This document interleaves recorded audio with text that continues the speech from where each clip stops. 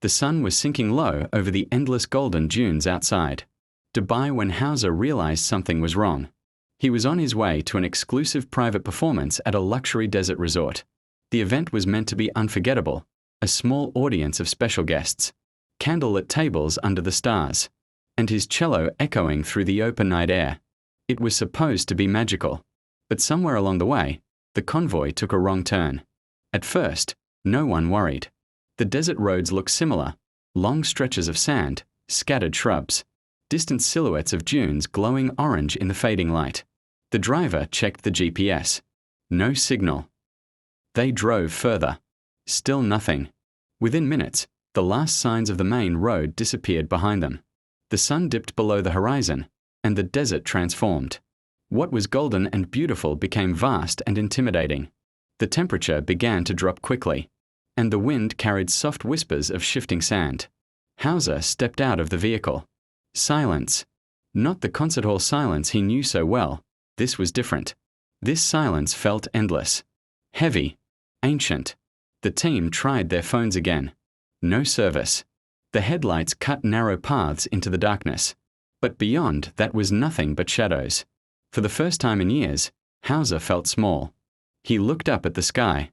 Without city lights, the stars were overwhelming, thousands of them scattered across a deep black canvas.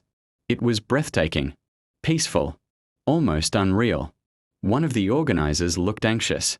"The guests are waiting," he said quietly. Hauser nodded, but something inside him shifted. Standing there, surrounded by nothing but sand and sky, he felt strangely calm. No stage, no bright lights, no cameras, just him. And his cello. "Take it out," he said softly. The team looked confused. "Here." "Yes, here." They opened the trunk, and he carefully lifted his cello into the cool desert air. The wind brushed against the strings as he sat gently on a small portable case. Then he began to play. The first note traveled into the night like a whisper. It felt fragile at first, but as the melody grew stronger, it echoed softly across the dunes. The desert carried the sound differently, not trapped by walls, not amplified by speakers. It simply floated. The wind seemed to pause. The music was slower than usual, deeper, inspired by the vastness around him. Each note felt like a conversation with the stars above.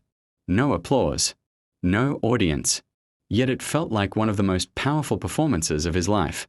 As he played, headlights appeared faintly in the distance. A rescue vehicle sent from the resort. By the time it reached them, Hauser was finishing the final note, one that lingered gently before dissolving into the open night. The staff member who stepped out of the vehicle froze for a moment, listening. "You were lost," he said. Hauser smiled softly. "Maybe," he replied. "But sometimes getting lost helps you find something better." Later that night,